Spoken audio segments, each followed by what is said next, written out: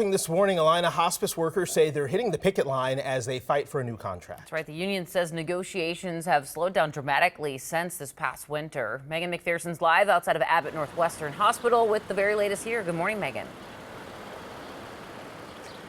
Good morning. The union representing the 65 hospice workers that will be striking today says that those interim raises that they have been asking for are the major sticking point in nearly a year of contract negotiations that have not gotten them anywhere. They also say that negotiations slowed quite a bit earlier this year, around the same time that Allina Health announced its proposed merger with Sutter Health, which is a deal that a lot of healthcare experts and even some doctors who work for Allina have expressed some major concerns with. As all of that progresses, the notice for today's strike was given earlier this month. Picketing will begin at 7 this morning with a rally outside of Abbott Northwestern Hospital here set for noon. Now, one nurse who will be walking off the job today says that hospice care is sacred work, but feels that nurses are being asked to do more with less. She also adds that hospice nurses were the only Allina employees denied annual wage increases this spring